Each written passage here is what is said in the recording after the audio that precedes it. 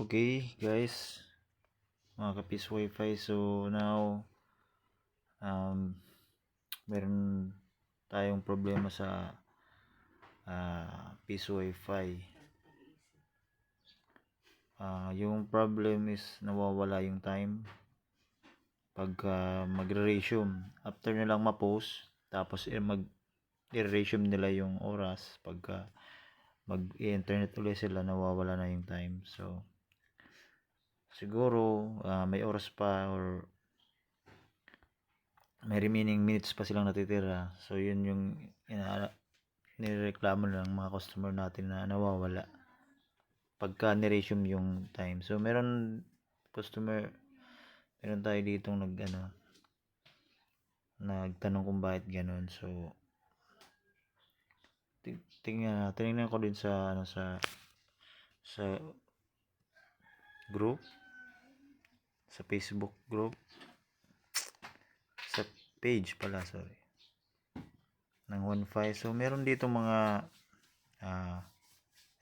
meron isang tanong dito, guys. Nawawala ang time na pag-resume ng time, how to fix po. Yan, meron tayo dito. Ayan, same issue sa akin po. Ayan, meron, tingnan natin. Ayan, sabi ni Marlon Joshua, read po sa comments, baka same solution lang tayo. So ito yung nakita ko sa kanya solution. Ayan. So paano na fix, ito pala, sorry, itong pangalawa. So ang sinabi niya po is sa Microtech login by, ayan, HTTP chat at cookie lang dapat ang naka-enable. So ito, so tatry natin yan, pero malayo kasi si customer. This wifi hindi natin ma-fix pa ngayon.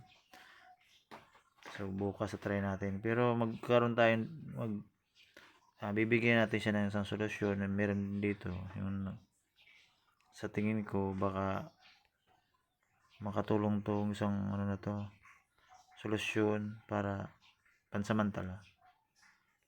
So yung portal na pala, guys, so ganito, gamit ko rin na portal. Siguro isa rin to sa issue baka sa portal. So gagamit po kayo ng default na portal. Yun yung naisip kong solusyon, yung default. So yan, kasi ito yung ginagamit ko rin na portal, itong tulad nito. Yan. So ang gagawin ko sa kanya bukas, pagpunta ko, gagamit ako ng default. Ipapalitan ko siya ng default na portal ni 1.5. Baka ma-fix yung issue. And tatry natin to. Ito, meron din dito solusyon. Ayan o. Same mga question lang po sila. Ito sa baba, tingnan nyo po, portal issue, dalawa po nag-comment. At meron din po dito yung ito si Daryl, random Mac or scheduler po ata. Ayan, meron po, dalawa rin ang nakasabi ng random Mac. So ito, pwede natin itong i-try muna sa client natin, sa customer natin, na ituro kung paano baguhin yung random Mac sa cellphone ng mga customer nila. So ganito, guys, pagka magbabago ng random MAC address sa cellphone natin, mga cellphone natin, so yung magkukunik po sa PIS wifi, ito na po, ito po yung ganito po yun, guys. Sundan nyo lang po ako dito po sa wifi settings. Open po niya yan sa wifi settings. Then ayan, wala po ditong PIS wifi sa area ko, so ito na lang, sample natin to, yung personal wifi ko. So bago po kayo maghulog ng coins, ilong press nyo po yan or itap nyo po yan, ilong press nyo po, may lalabas dyan na settings.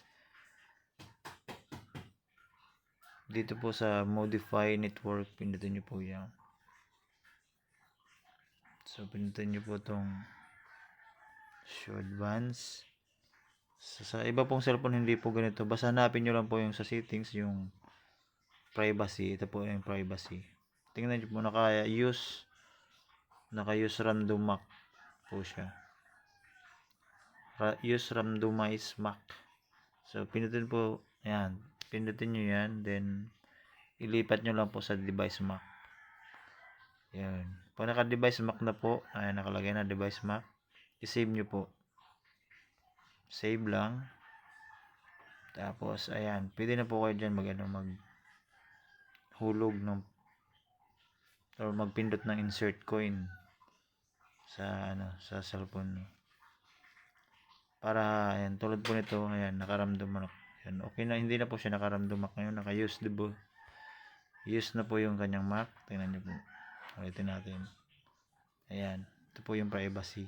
Ito po yung hanapin nyo ulit sa cellphone nyo. So, ganun lang. Tapos, try nyo po maghulog ng coins, then try nyo po i-post, then try nyo po i-erase yung kung mawawala pa yung time. So, pagka ganun nga po na wala pa, baka portal talaga ang issue, or dun sa settings sa microtext. So, pipix po natin.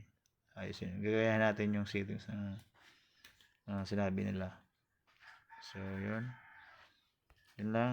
Sana nasundan nyo. And good luck sa business. Peace.